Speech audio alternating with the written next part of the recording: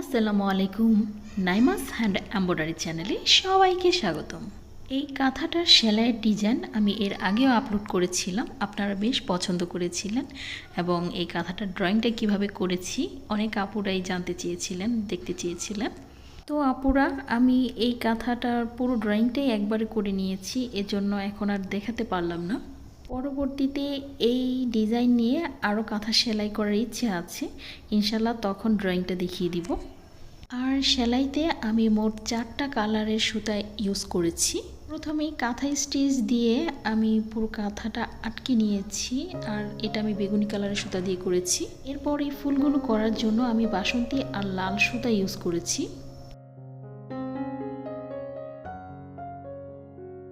প্রত্যেকটা ফুলের 7টা করে পাপড়ি ছিল, আর প্রথমে বাসন্তী কালারের ফুলটা করে নিয়েছি, আর ভেতরের যে বৃত্তটা সেটা কিন্তু লাল সুতা দিয়ে করব।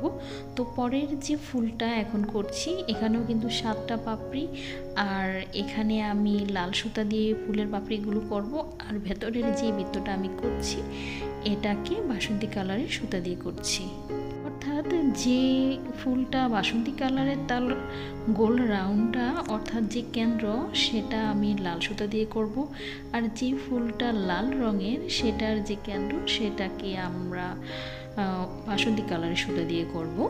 এটা ঠিক বৃত্ত না, আমি বৃত্ত বলে ফেলেছি, কারণ বৃত্ত তো গোল হয়, এটা ঠিক গোল না, এটা অনেকটা ডিমের মতো দেখতে। এভাবেই ফুলের কাজগুলো আমি করব, প্রত্যেকটা ফুল একই রকম হবে। তো লাল আর বাসন্তীর কালার কম্বিনেশনটা কিন্তু খুবই সুন্দর হয়। তো এইভাবে লাল আর বাসন্তী মিলিয়ে যখন কাজটা করা হয় তখন কিন্তু দেখতে বেশ ভালো লাগে। আমার কাছে কিন্তু অনেক ভালো লাগে, আপনাদের কাছে কেমন লাগে কমেন্টে জানাতে পারেন। যে কোনো কাজে যখন কালার কম্বিনেশন ঠিক থাকে তখন কিন্তু এমনিতেই সেই সেলাইগুলো ফোটে। কী কাপড়ে কী কালারের সুতা দিলে ভালো লাগে সেটা যদি বোঝা যায় তাহলে কিন্তু কাজ করতে খুব একটা বেগ পেতে হয় না, আর সেলাইগুলো দেখতেও অনেক সুন্দর হয়। ফুলগুলো কিন্তু কমপ্লিট করে ফেলেছি, এখন আমি লতা পাতা আকড়া যা আছে সেগুলো কমপ্লিট করে নিব, আর এগুলো সবই আমি সবুজ কালারের সুতা দিয়ে করব। আর আরেকটা জিনিস হয়তো লক্ষ্য করেছেন, আমি কিন্তু অনেক বড় একটা ফ্রেমে পুরো কাজটা আটকে নিয়েছি, এতে কিন্তু আমার বারবার ফ্রেম খোলার ঝামেলা হচ্ছে না, আর কাজটাও কিন্তু তাড়াতাড়ি করতে পারছি। অনেক সময় সেলাই করা সুতা ফ্রেমের সাথে আটকে ঘষা খেয়ে সেলাইটাই নষ্ট হয়ে যায়। তো এরকম বড় ফ্রেমে আটকে যদি কাজগুলো করা হয় তাহলে কিন্তু সেলাইটা নষ্ট হওয়ার কোনো চান্স থাকে না। আমি ডাল সেলাই দিয়ে লতা আর আঁকড়াটা করে নিচ্ছি, এরপর পাতাটা আবার ক্রস সেলাই দিয়ে করব। ক্রস সেলাই দিয়ে এই ধরনের কাজ করতে কিন্তু বেশ ভালো লাগে।